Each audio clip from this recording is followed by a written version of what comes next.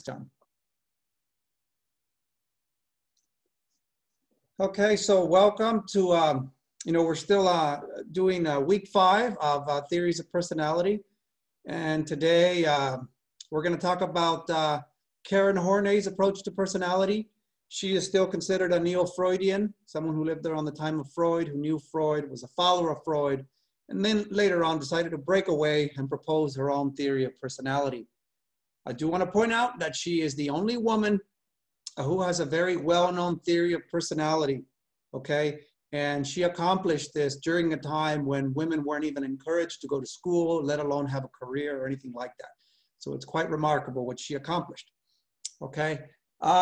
Let's start talking about her theory then. For Karen Horney, her theory is all about, it starts out with, well, the need for safety, the childhood need for safety. According to Karen Horney, that need for security, right, that need for safety is what dominates childhood. So the safety need is what is most important here. The safety need, the need for security and freedom from fear that dominates childhood. But you'll see that with safety, with that safety need, she wasn't just talking about feeling safe and being free from harm. She was also talking about emotional needs, right? Feeling safe also means feeling comforted, feeling nurtured, feeling loved. She considered part of that part of the safety need. So personality development depends on whether the child's parents provide the safety need, whether the child feels, secure and loved and feels basically at ease, okay? That safety need is paramount. Here's a very bold statement, but according to Karen Horney, children can withstand even traumatic events as long as they receive the love and affection, and thus feel secure. Okay, so here's the thing, that love and affection is part of the safety need according to Karen Horney. If your children love you and give you lots of affection, right, they're nurturing, then you will feel safe and secure. So those things are all part of the safety need. But listen to that, right? Children can withstand traumatic events, right? Even, and will still develop normally as long as they feel safe and secure, as long as they receive that love and affection. For example, right, a child that is sexually abused, it's a very traumatic thing to happen to a child. The child will still be okay as long as the child has loving parents that make the child feel like everything's going to be okay and they still love and accept the child and make the child feel loved and secured. I guess as long as it's not the parents themselves who sexually abuse the child. Or let's say as a child, maybe your house burned down, right? It can be a very traumatic thing for a child. If the parents comfort the child and make the child feel like it's going to be okay, then the child will be okay, according to Karen Horney, and will still develop a normal personality. Usually we think of traumatic incidents, traumatic events, as things that really basically, harm children and then shape their personality in a negative way, traumatize children and lead to problems down the road. Okay, but Karen Horney believed that if your safety need is taken care of, if your parents make you feel loved, make you feel secure, then you'll be okay. And you can withstand those very difficult, even traumatic events in your life. Let's keep going. Now, things don't always go well. Parents can sometimes undermine security. Now, undermining security, this happens when parents play favorites, according to Karen Horney, or they punish the child unfairly. They don't keep their promises, right? They ridicule the child. They isolate the child from peers. So basically, when a parent undermines security, the child no longer feel safe and secure. Okay, they're undermining this security. They don't feel loved, right? They're not necessarily getting that affection that they need. And this can happen in many ways, like playing favorites. Like if your parents basically behaved or show you that you're not the favorite, that somebody else is the favorite, and you're not loved as much, you're not accepted as much. That can really damage a child. Or punishing a child unfairly for things that the child didn't do, or the child always gets blamed for things, right? They don't keep their promises, right? They tell you that they're going to take you to Disneyland and they never do. Or they tell you that they're going to, get you that toy you've always wanted, and you keep asking and they keep telling you, oh, next year, and it never happens. Or they ridicule you. They call, they you know, they call you an idiot, they say you're dumb, or they tell you, you look like a fool, or you look like, you know, you look ridiculous, right? There's many ways in which parents can ridicule children, you know, especially when they're little, and, you know, you might have a booger hanging out of your nose and they might say you're disgusting, or you look like a fool, or you look stupid, or whatever it is. That's being really mean, right? Or they isolate you from your peers. You know, children want to be with others. They want to, you know, play with their peers. They want to learn from them. They need social interaction. If your parents keep you locked up, so to speak, don't let you see anybody, or don't let you go outside, and that can be a problem. The child will no longer feel safe, will no longer feel secure, will no longer feel loved. And this will lead to basically hostility. The child will feel angry, frustrated, and then the child has to repress this hostility, according to Karen Horney. And this repression of hostility will lead to other problems. So the child basically has to repress the hostility, the anger, the frustration they feel. They can't just express it, because parents are, you know, bigger and stronger and they have more influence. So the child has to repress that hostility, and that will lead to problems. That will lead to the child, for instance, one thing that can happen is the child can feel helpless, right? Where, you know, the child, you know, has helplessness encouraged, where the child basically believes that he or she has to repress their hostility because they need their parents. So they may not say it outwardly, right? Say it verbally, but they understand this, even as children, okay? Where the child might understand, you know, quote, I have to repress my hostility because I love you, because I need you, not love you, because I need you. In other words, I have to, you know, like, I'm angry, I'm frustrated, but I can't say anything, I can't act on that because I need you to take care of me, I need you to protect me, and therefore I have to just keep this bottled up inside, okay? Or the child can feel intimidated, right? The child can feel intimidated because of punishment. So it's like the child is thinking, right, I have to repress my hostility because I'm afraid of you. So the child cannot voice this frustration, this anger, or act on it because the child is afraid that, you know, he or she is going to get punished, is going to get beaten, you know, is going to receive some severe punishment. And back then, during Karen Horney's time, parents were more strict, they were more severe when it came to punishment. And some parents are still that way.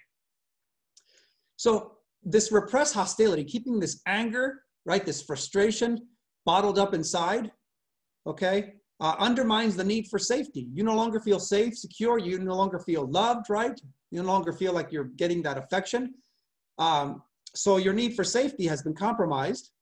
And then you develop what Karen Horney calls basic anxiety. And let's define that further. Basic anxiety. What is basic anxiety? Basic anxiety, according to Karen Horney, it's a pervasive feeling of loneliness and helplessness, the foundation of neurosis. So it's a feeling of, you feel lonely all the time, you feel helpless, right? You feel powerless, and pervasive means it's always there. So you feel lonely and miserable all the time, helpless, okay? The foundation of neurosis means that this will lead to psychological problems down the road. It is where the psychological problems come from, okay? This, you know, this feeling of loneliness, of helplessness, of abandonment, you know, because you feel anxious all the time, okay? And there's 4 ways, according to Karen Horney, that people protect against this anxiety, this basic anxiety.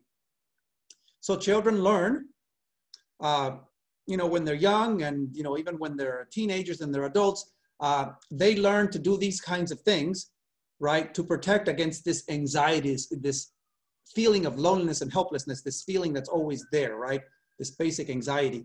So one way is by securing love and affection, okay? It is just what it says. They want to secure love and affection, right? So they'll do whatever the other person wants.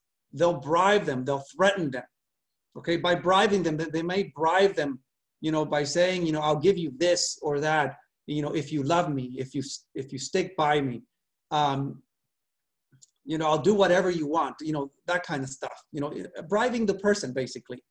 As teenagers and as adults, you can bribe people with more things, you know, as an adult, you know, you can bribe them, you know, with sex, you can bribe them with attention, with things, you can buy them things, but basically your aim is to make sure that they love you and they show you love and affection and they don't leave you.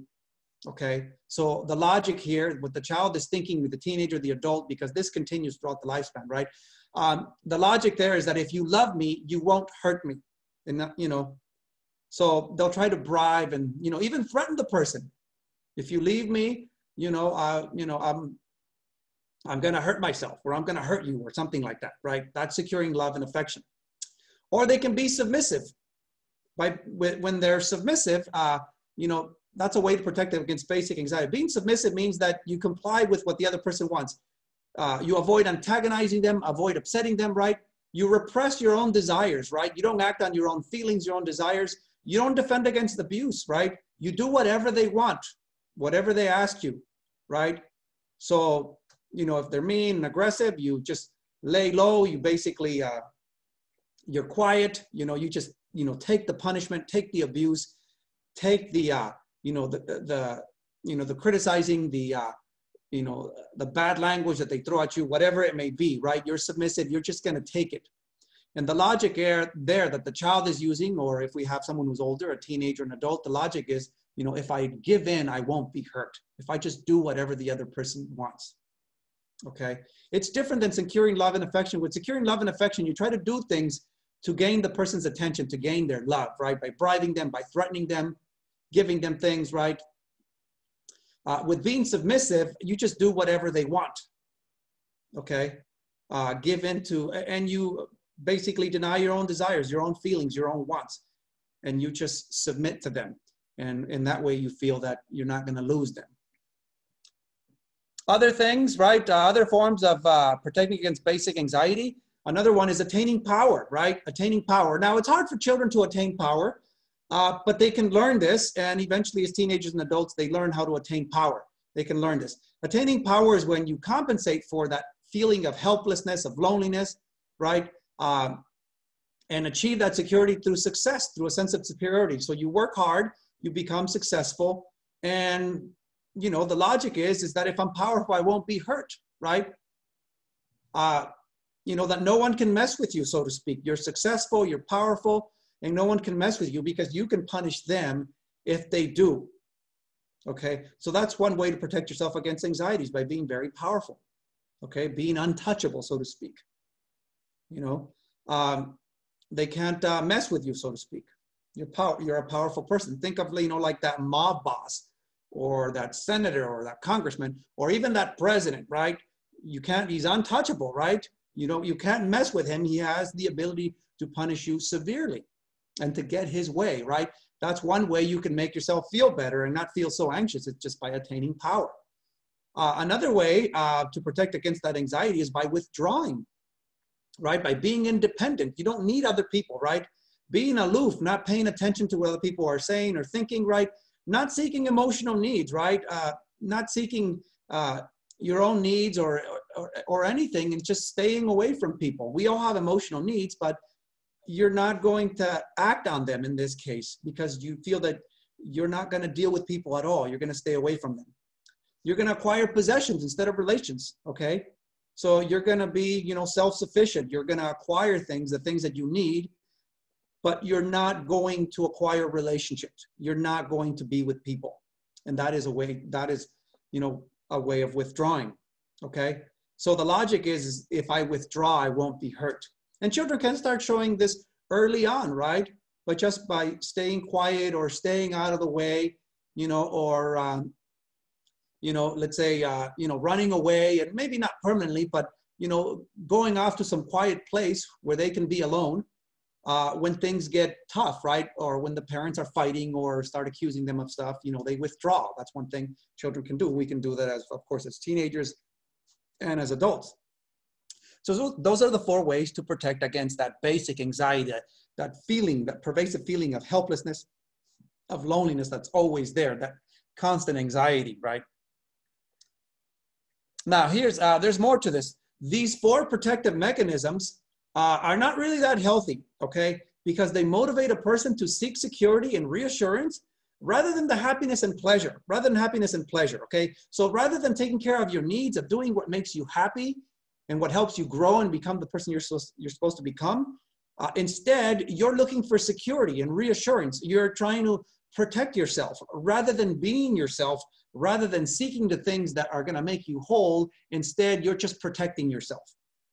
Okay. You're defending against pain, but you don't pursue your own well-being. You don't pursue what makes you happy.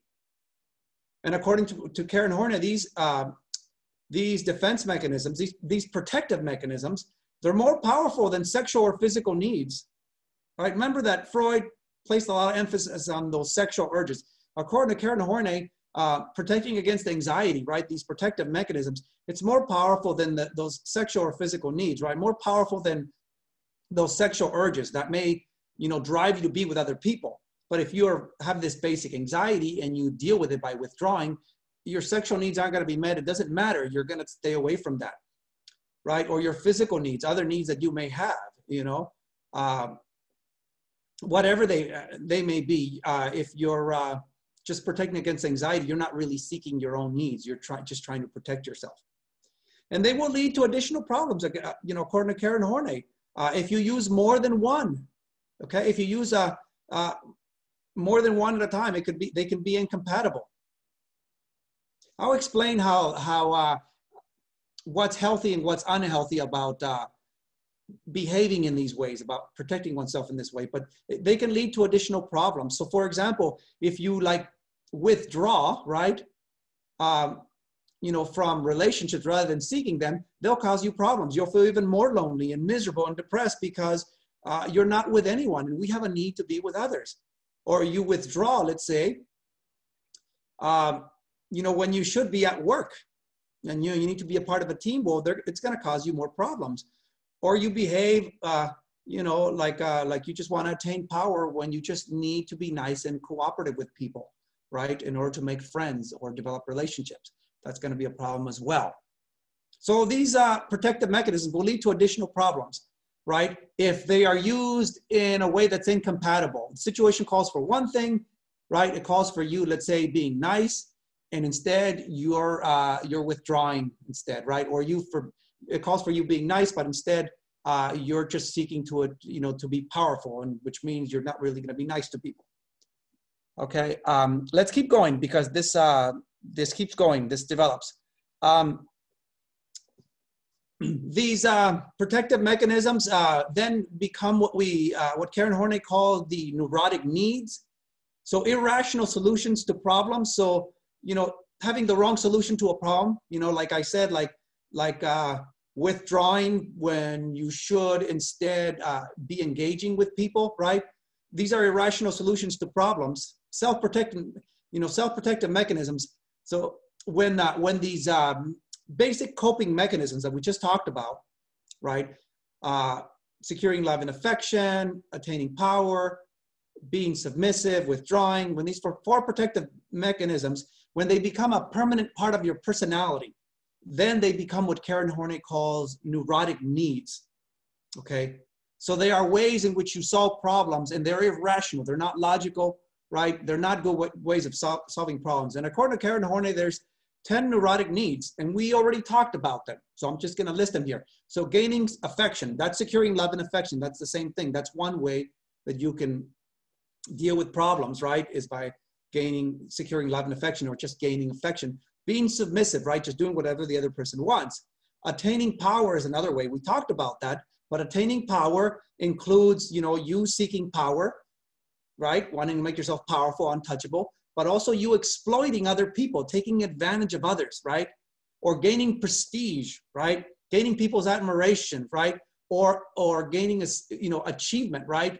Becoming very successful, right? It includes all those things. Withdrawing includes being self-sufficient, basically being able to take care of yourself, wanting to achieve perfection, wanting to do everything right, or narrow limits to life, basically narrowing down your life so that you run into people less often, avoiding problems, right? Only going to certain places, only doing certain kinds of things to avoid problems. That's a way of withdrawing. And if you count these, right, gaining affection is 1, being submissive is 2, power is 3, exploitation is 4, prestige is 5, admiration is 6, achievement is 7, self-sufficient is 8, perfection is 9, and narrow limits to life is 10. Those are the 10 neurotic needs. And it's exactly the same thing that we just talked about with the 4 protective mechanisms, the 4 ways to protect against basic anxiety. So it's the same thing, but when they become a permanent part of your personality, she calls them the neurotic needs, and there's 10 of them. And it's just that attaining power and withdrawing are broken up into several parts. Okay, several ways you can do that. Let's keep going. More about the neurotic trends. So here's the thing, these neurotic trends, when they are reformulated or you think about them differently, right? As sort of 3 attitudes toward oneself and others, then they become your personality, okay? So neurotic needs become a permanent part of your personality, okay? But if you think about them in 3 different ways, 3 different attitudes, then these become the personality types. So according to Horney, there are 3 basic personality types. There is the movement toward others type, right? That is the compliant personality. You're the type that moves toward others. Okay, we'll define what that is in a moment. And there's also the movement against others. That is the aggressive personality. The movement away from others. That is the detached personality. And you should see the similarity between this and the neurotic needs and the 4 protective mechanisms. They're the same thing. She's just talking about them differently, okay? When she changes that, 4 protective mechanisms become 10 neurotic needs when she basically breaks them down a little bit further. And then she combines them into 3 attitudes, and then that becomes the personality types according to Karen Horney. The compliant personality, the aggressive personality, and the detached personality. And let's talk about what these are, although they're kind of obvious. The compliant personality is the type of person that expresses an intense and continuous need for affection, for approval, right? They have this urge to be loved, wanted, and protected. So they need other people. They need lots of attention, lots of love, lots of reassurance, right? You need to reassure them all the time. They always have this need, right? They want the other person, their friend, their spouse, whoever it is that they're seeking this from, to take charge, right? To protect them, to guide them, you know, to tell them what to do, so to speak. They see themselves as inferior, right? They want that other person to protect them, to guide them, to love them, to always be there for them. And here's something that sounds a little bit sinister, a little bit kind of dark here. According to Karen Horney, what they really want is to manipulate others, right? To get other people to do what they want them to do, to control them, to exploit them. But they act so that others perceive them as unselfish and generous. So they act like this really, needy person, right? Vulnerable person, very unselfish, they'll talk to others and they'll get involved and, and be with others and maybe even act in a generous way. But what they're really trying to do is trying to get the love and affection they need from others, to get other people to do what they want, to give them what they want, the attention, the sex, it could be the physical things, the gifts or whatever it is, that they're really manipulating and controlling and exploiting people. Think of it this way, right? That person, right, who cries, and then when they cry, you feel bad for them, and then you give in to them and you give them what they want, right? And when you give them what they want, they stop crying, right? They're doing it on purpose. That is manipulative. That is controlling. And by the way, to some extent, this is the way children are. Have intense, continuous need to be taken care of, right? Other people to take charge, to do things for them, guide them, protect them, but they're really controlling you, manipulating you with their crying, right? With their tantrums, and you give in and you give them what they want. Well, this is an adult who is behaving this way. That's the compliant personality. According to Karen Horney, they have this repressed hostility, this anger, frustration that comes from childhood. That is really what's driving this, right? That's the source of the behavior. They have a desire to control people, to exploit them, manipulate them, but they express the opposite, okay? So they just want and need certain things, and they'll do certain things to get them, just like children. They'll cry, right? They'll act sad, they'll do things to manipulate you and control you, right? But that's the compliant personality. They act like they need you, right? And they do, right? They have an intense, continuous need, right? They're like children, but they're manipulating you. They're using you to get what they want. Love, affection, gifts, material possessions. That's the compliant personality. And you have the aggressive personality. The aggressive personality is different. The aggressive personality perceives that we live in a hostile world, right? It's a dog-eat-dog world, right? Only the fittest survive, only the strong survive. That's what those with the aggressive personality believe. So they act very tough, you know, domineering. They're very dominant. They have little or no regard for other people. They don't really care for other people that much. They believe that those who don't have much or those who are not successful, it's because they're weak, right? It's because they don't work hard enough and they deserve what they get. They deserve to live on the street. They deserve that poverty, that misery. They're not strong enough, right? We live in a tough world, a dog-eat-dog kind of world, and you have to be strong to survive. They believe that. So they want to achieve supremacy, superiority, right? They want to achieve things, right? And they get satisfaction by having others affirm their sense of superiority. They get satisfaction by having other people recognize that they're powerful, that they're smart, that they're rich, influential, whatever they may be, right? That's the aggressive personality. They make no effort to appease other people, no effort to basically to be nice to other people and say nice things, to let's say make peace with other people, to make other people feel better. They make no effort. They'll criticize them, right? They'll argue with them. They'll demand things. They'll say very mean things about them, and they will not apologize. They will not try to make them feel better.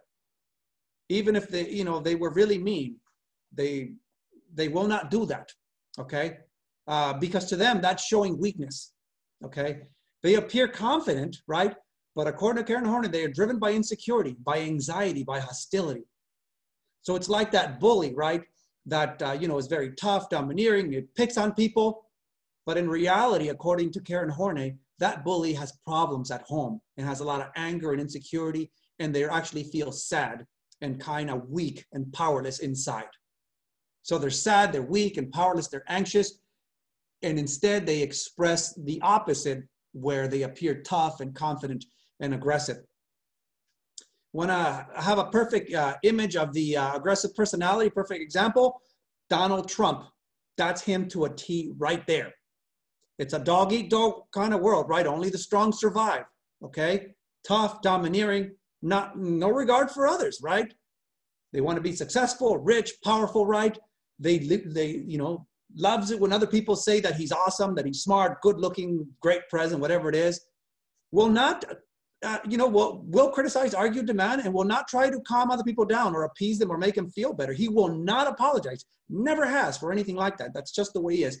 Aggressive, dominant personality, right?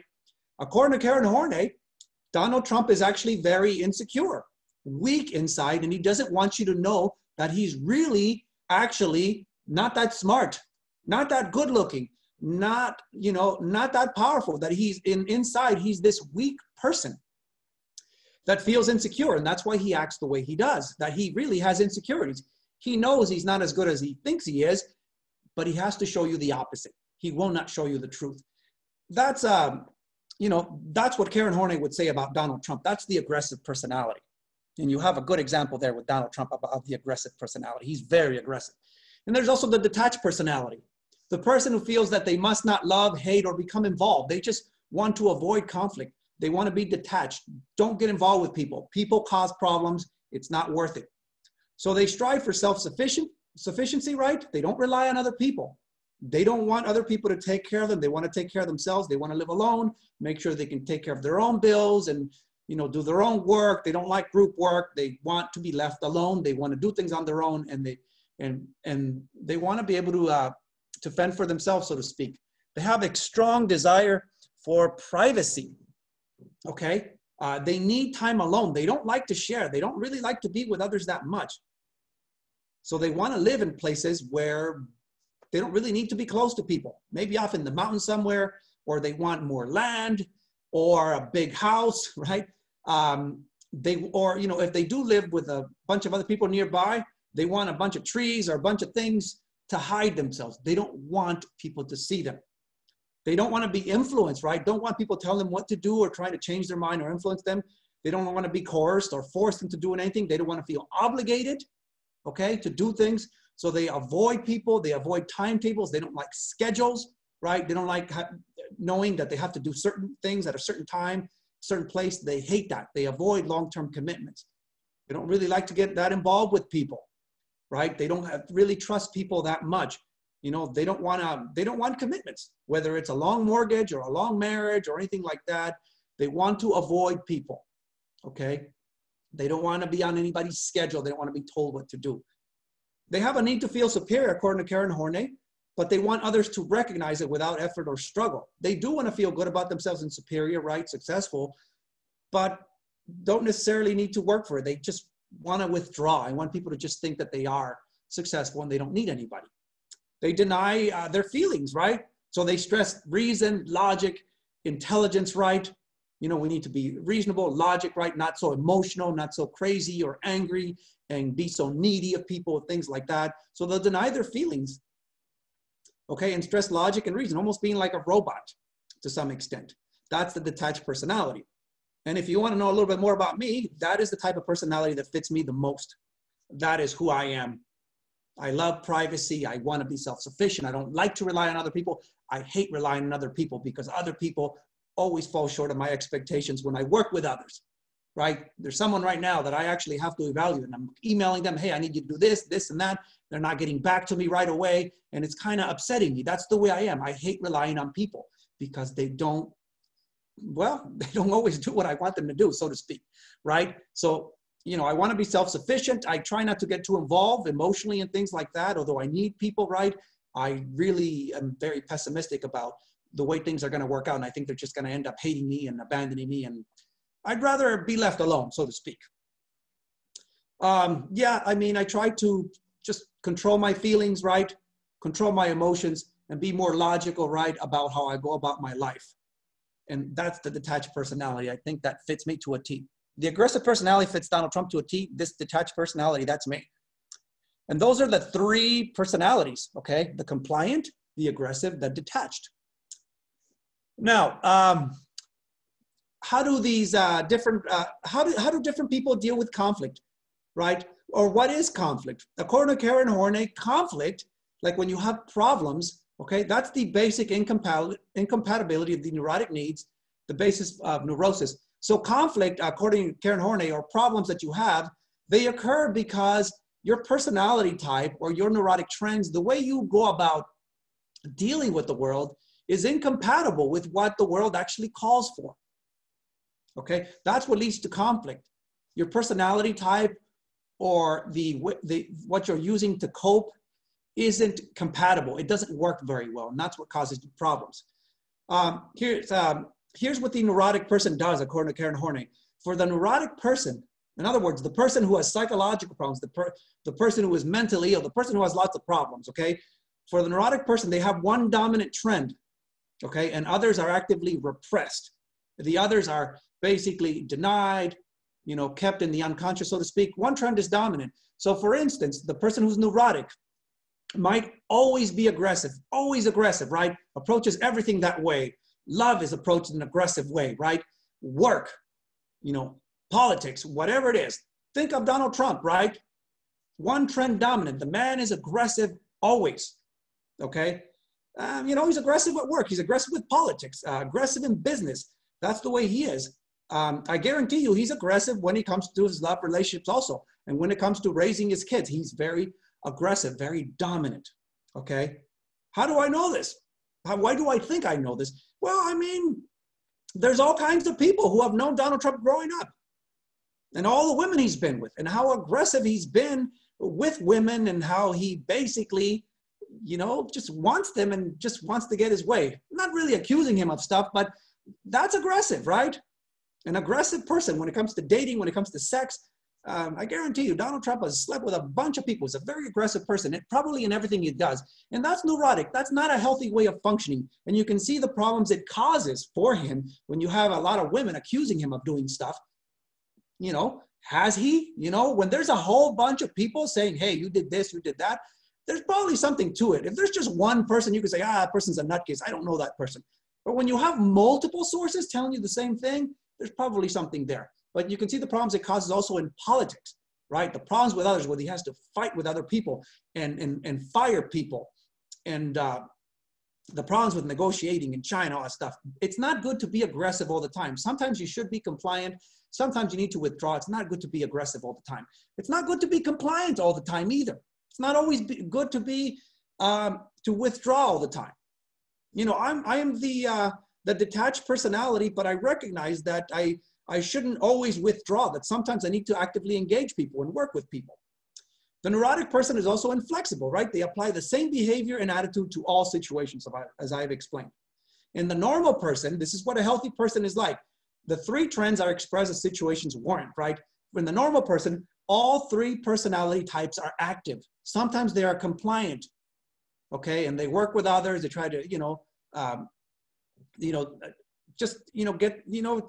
deal with people, right? Sometimes they're aggressive, okay? And sometimes they withdraw, right? They use the personality types as the situation warrants, right? So the three trends, the three personality types are integrated harmoniously in personality, allowing attitude and behavior to adapt to the changing situations. So sometimes you need to be aggressive. Sometimes you need to be compliant. And sometimes, you need to withdraw. And that's just the way it is, right? You can't be the same way all the time. If you do that, you're going to have problems. You are going to be neurotic, have psychological problems if you always behave the same way in all situations. It is not healthy. So let's talk now about the idealized self-image. How does the normal person see themselves, according to Karen Horney, and how does the neurotic person see themselves? So first, let's talk about the normal person. How does the normal person see themselves? For the normal person, their image is based on a realistic appraisal. In other words, what they see themselves as has more to do with what's actually true in the real world. It's more realistic, right? In other words, they're more realistic about their ability, okay? About their potential, what they're capable of. Their weaknesses and goals, right? They're aware of their weaknesses and their strengths, right? Their goals, are more realistic, what they think they can accomplish, what they think they can do.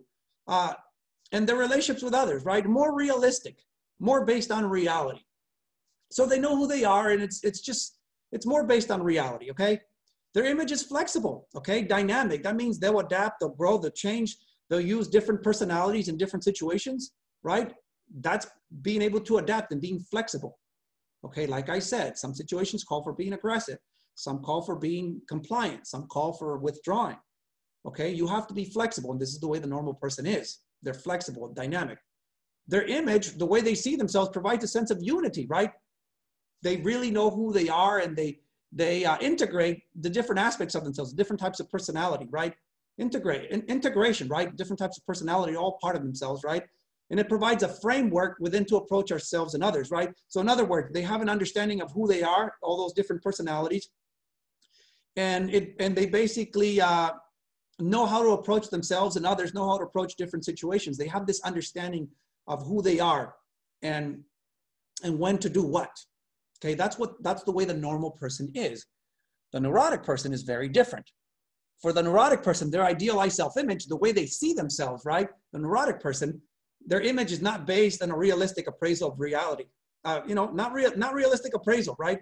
It's not based on anything that's realistic. So their ability, they may exaggerate their ability, right? They think they're a lot smarter, a lot more capable usually than they actually are. Or if the person is like depressed or has other psychological problems, the person might think that they're really stupid or not capable of much. So in other words, it's not based on looking at things realistically, looking at things truthfully, right? The way they see themselves. Their potential, they may think they have great potential, right? Or no potential. That kind of person is neurotic. Their weaknesses, they may say they have no weaknesses or that they have no strengths, right? That's a neurotic person. Their goals, they have some goals that are unattainable sometimes, right? If the neurotic person is neurotic in a very, inflated kind of way, right? Egotistic kind of way, right? Or maybe the person doesn't feel they can achieve much at all if they're like depressed, okay? Or their relationships to others, the way they can relate to others, not based on any realistic appraisal, right? Who they think they can date. They think they deserve people who are way out of their league, so to speak. People who they have no chance of meeting. You have no chance of meeting that celebrity, that movie star, or think that you should be dating, that really hot, good-looking person when you're just average or maybe even below average. You have to be realistic about where you stand, about your ability when it comes to your looks, all sorts of things. For the neurotic person, it's not that way. And because of that, they have lots of problems. They don't see reality, okay? Their image is not flexible. It's static, right? They don't adapt or grow. They're always the same way. They try to always be aggressive or always withdraw, or they're always compliant. And that's going to cause problems. And they're also ruled by what's called the tyranny of the shoulds, where they feel they should be a certain way, right? They try to realize an unattainable self-image and deny their true self. They feel that there must be the perfect mother, worker, spouse, student, or they must get an A, they must get into Berkeley, that I should do this, I should do that. So they are ruled over by these shoulds, right? I should do this, I should do that, I need to think this way, I need to be this way. None of that is true. You don't have to be good looking, you don't have to be smart, you don't need to get into Berkeley or that place, you can get into some other place, but these people feel that things have to be a certain way. Everyone has to like me, that kind of thing. Not true. Not everybody has to like you. Some people are going to hate you no matter what. Okay. And they also experience what's called externalization. In other words, there's a conflict between their idealized self-image and reality, and it's projected outward. So in other words, they tend to externalize. They see problems as being due to other people, when in reality it has to do with themselves. So they might be hateful and mean, and they see hatred as coming from other people, when in reality they hate themselves. You know those people who are very angry out there, accusing people of things, you know, and just being very mean, very aggressive, right? They see the world as being an awful, miserable place, when in reality, they're the ones who are hateful. They're the ones who are being awful. They are externalizing. It's what Freud called projection, right? The problems are within, and they see the problems as coming from out there. And I'm not saying the world doesn't have any problems. It definitely does. But these people have their own problems, and they see them as being due to what's out there rather than coming from within. Okay, that's the gist of Karen Horney's personality theory. And let's talk about now something that relates to Karen Horney's theory, and that's feminine psychology. See, Karen Horney's theory, you know, she was way ahead of her time. And her theory now is very popular with feminists, very popular with people who believe in equal rights for men and women. And, you know, Karen Horney talked about some things that really speak to this philosophy, right, about equality, feminine psychology, feminism. So feminine psychology is a revision of psychoanalysis to include conflicts inherent in a traditional ideal of women's roles. So basically, Karen Horney, her theory speaks a lot to these ideals that we have today about being equal, you know, feminist ideology and, you know, and philosophy, right? Because according to Karen Horney, it's not true that women have this penis envy, right? That they notice that they don't have a penis, and because of that, they feel incomplete and inferior.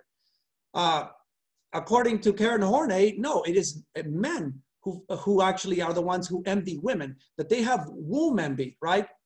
She said that men actually envy women because women can bear children, they can give birth, right? That was her response to penis envy. She said, no, women don't have penis envy, okay? And she said instead, no, men have womb envy, right? They feel, they envy women that they can give life, and because of that, they belittle women, they discriminate against them, and they assert their superiority over them because they actually feel inferior to women, because women are the ones who can give life. Women are the ones who can do that, and men cannot. Okay, but she said that no, there's no such thing as penis envy. And as a matter of fact, men have breast envy, right? She said, right? It's not written there, but have you noticed how much men love breasts, right? According to Karen Horney, men have breast envy. They wish they had breasts themselves, okay? She said that if women do feel inferior to men, it's not because of penis envy. It's not because they're really inferior, right? Or they feel incomplete. It's because of the way they're treated. Not because of penis envy, not because of there's any real male superiority. The males are not superior. If you want to argue about superiority, if you know the research, you can argue for female superiority. I mean, Karen Horney talked about that the fact that women can give birth, something men can't do. But the research doesn't support this idea of male superiority. As a matter of fact, when it comes to just development, you know, female babies are the ones that are stronger, more resistant to disease, and more likely to survive. Male babies are more sickly and more likely to die, right? Female babies are actually stronger. All kinds of research is showing nowadays that women are actually smarter. they're going on to get the majority of advanced degrees and the majority of college degrees. And that it's not true that men are superior to women. It might actually be the other way around. And that's what Karen Horney believed. And this is a kind of feminist psychology, you know, so to speak. And Karen Horney's theory fits in very well with that. And this was way before any of this got started. So she's very popular nowadays, Karen Horney, with feminism and with those ideals. More about this, there's other issues here, feminine psychology. So I mentioned what feminine psychology is, right? Looking at psychoanalysis in a different way to look at the conflicts between men and women's roles, right? There's something known as the flight from womanhood, right? According to Karen Horney, this is the unconscious desire of some women to be more like men, to be men, because they feel, they have feelings of inferiority. They feel that they're inferior, so they want to be more like men. Or they have sexual fears, right? Vaginal injury, pain during sex, or during, you know, or when they give birth. So according to Karen Horney, some women really are scared of being women. They feel inferior, they feel weak, that they're going to be hurt, especially during sex or during giving birth. And instead, they try to be more like men. Okay. And they feel conflicted, right? They have distrust, resentment, and rejection of men. So they feel conflicted when it comes to men. Okay. They may distrust them and resent them and reject them. And instead, you know, want to be with women or, you know, or act more like men, basically, because they don't want to be with men, so to speak, and they want to be with women. So it seems like a little bit like an explanation there for why some women might, you know, choose instead to be more like men and date women and act like men and things like that. That's the flight from womanhood. Women's identity conflict. Yes, there is more conflict when it comes to women and their identity. Right? There's a conflict between what a woman is traditionally supposed to be like and the more modern roles of women, right? This creates conflict. It's difficult to resolve, right? There's conflict between being, you know, a modern woman and a traditional woman. A lot of women feel that they have to be both, that they have to be, you know, seductive and alluring and all pleasing, you know, to their husbands at home and a good mother, nurturing and loving. And then at work, aggressive and a go-getter and assertive, right? Being deferential, right? You know, giving in and being nice versus being ambitious. You know, love versus work, right? There's conflict here where women are basically you know, are told to be one thing at work and another thing at home. Okay, and it creates problems for women. Men, by the way, don't really have that conflict. They can be tough and aggressive at work, and they can be that way at home too. You know, they can feel that, well, that's what a man is. Not all men are like that, by the way, but just to give you an example. Other things, the Oedipus Complex. Karen Horney really criticized a lot of things about Freud's theory. I mean, she does believe in the unconscious, and there's some similarities with her theory and Freud's, but she rejected the Oedipus Complex as proposed by Freud. The Oedipus Complex, remember, as Freud mentioned it, is when basically women fall in love with their own fathers and become aggressive toward the mother, or males fall in love with their own mothers and become aggressive toward their fathers. And there's a sexual attraction there. That's really what Freud was talking about.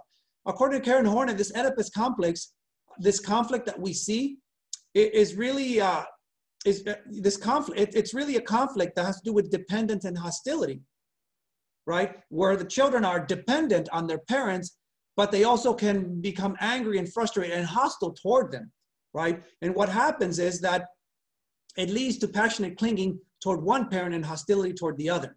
So this passionate clinging of one parent and aggression, hostility toward the other, what Freud called the Oedipus Complex, Freud said it was sexual. Karen Horney said, no, it's not sexual. It's the fact that one parent is really mean to the child, and then the child runs to the other parent for protection.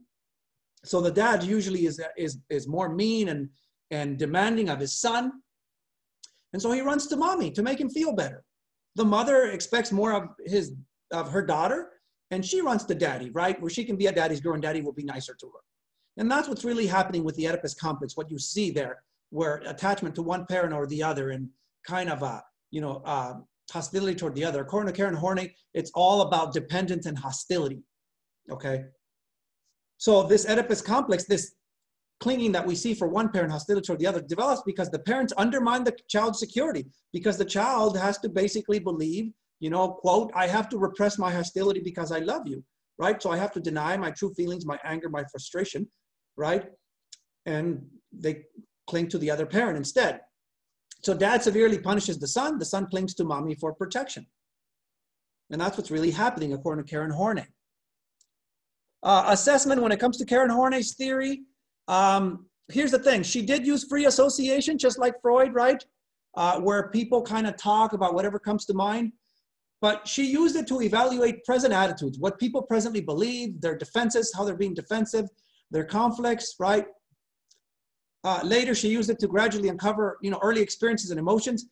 But she didn't really believe in probing the unconscious, right? You know, like Freud did. But she did use free association, just speaking about whatever comes to mind and then evaluating what that means. But she used it more to basically to evaluate the present. She also did use dream analysis, right? Talk about people's dreams, right? According to Karen Horney, dreams represent a person's attempt to deal with, you know, a conflict with whatever they're facing at the moment, and reveals the person's true self, their neurotic trends. It reveals their attitudes, it reveals how they are. So dreams reveal how you deal with things and who you really are. And according to Karen Horney, the emotional content of the dream is the best way to understand it, right? You need to think about, how do you feel in the dream? Do you feel scared, right? Do you have a sexual urge?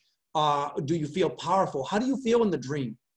That is what is important if you want to understand what the dream means, right? How you feel is really the issue there.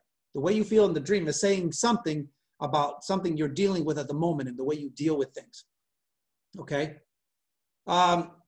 Yes, self-reports, questionnaires were developed to measure Karen Horney's, you know, personality types. Remember the 3 kinds of personalities? Karen Horney didn't develop them herself. They were developed later, but there's the CAD, which I forget what that stands for, the ACTI. I have the HCTI handout. I'll post it in Canvas so that you can look at it and you can fill it out yourself if you want. Usually we do this in class and I show you how to score it and we talk about it, but I guess you just have to do it on your own. And that's why I think we can get through this in one lecture, okay? Because that would take us at least another 30 minutes or so. Criticisms of Karen Horney's theory, just like Freud, just like all the neo-Freudians, you can't really verify or replicate what she did, can't quantify it. She wasn't a researcher. She didn't do any experiments, okay? Didn't really do any research of any kind. No verbatim records, no word-for-word records, you know, no representative sample. It's not like she got her ideas from, you know, thinking about people who are healthy. She was thinking about people who were basically, who had problems, you know. Analysis of the data or was subjective, unreliable. Well, she wasn't a scientist at all, okay? She's just, you know, got her ideas from her experiences and, you know, what she believed and developed her theory from that. Some research on Karen Horney's theory. Research suggests when it comes to these neurotic trends, you know, there are, you know, people who are kind of ill-tempered. Those are the people who have that aggressive personality, the one that are the moving against people type, as, you know, ill-tempered children. So the ones that have the aggressive personality type or the moving against people type as children, they become aggressive adults. Okay, so they will be aggressive adults, right? Those that are shy, that are the moving away from people type, right? Those that are, you know, shy boys, right, who are that type, okay, will become aloof as adults and experience marital and job insecurity. And I am kind of that type, right? I am the kind of person who would rather withdraw than face problems. I like to avoid problems. I'm the moving away from people type mostly, right? I was probably that way as a kid. I mean, I don't remember a whole lot, but, you know, I still like the outdoors, like to teach myself, right? Experience marital and job instability. I don't really have job instability. I mean, my job is very secure and I like my job. Marital instability, definitely. I have a lot of fights with my wife. We have a lot of trouble getting along. We also have a child that's special needs, which makes our marriage very difficult. And sometimes I think we're not going to make it, you know, but trying to hang in there and, you know, and we're still here, right? But we've been together a long time, almost 20 years, and we're still there. But yeah, I mean, marriage is not bliss, okay? My marriage, I mean, I think I married a difficult woman and I'm probably difficult too. And it's just, and we have a difficult son, so it's very difficult. And hopefully we'll stay together. And I don't want to ruin my children, so that's my plan, okay? But we'll see if we can cope. We just, there has, you know, marriage in general is difficult, okay? And it's more difficult if you're this kind of person who likes to withdraw instead rather than face your problems, rather than fix the problems, okay? But yeah, a lot of arguments and stuff. And you withdraw as a way to cope. That's what I do. The dependent type, the ones who are the more moving toward people type, that are more compliant, though the boys that are that way, when they grow up, they're more likely to be agreeable, nice, right, warm and giving, right? But for dependent girls, it's the opposite. The girls that are dependent, the moving toward people type, are going to be disagreeable, right? Not warm, but more hostile and less giving, right? That, remember that there's this idea that, you know, that you can show that you need people, but you're really manipulating them. So there's the dark side for girls, is what the research shows there. You know, the ones that are kind of dependent and needy and things like that, that they're actually tend to be very manipulative. The Oedipus Complex doesn't really support Karen Horney's research or Freud's research, okay? The tyranny of the shoulds, which Karen Horney talked about, right? Where you feel like you should do this, you should be this way, right? You should be smart, you should be good looking, you should be successful, right?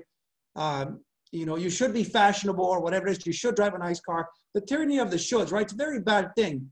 Research supports that, you know, that idea that doing things because you want to, rather than because you feel that you should, actually leads to general life satisfaction. So doing things because you want to, if you do things because you want to, you'll feel more satisfied with your life than if you do things because you think you should, right? You need to be yourself, and you need to do the things that you want and the things that are good for you, not the things that other people necessarily want you to do, or not what you think you should do. We can't all be good looking. We can't all be powerful. We can't all be rich. We can't all be popular. We need to just be ourselves, and we shouldn't feel like we need to be a certain way in order to be, you know, successful, or in order to be happy. Okay, and that is it. I will stop recording.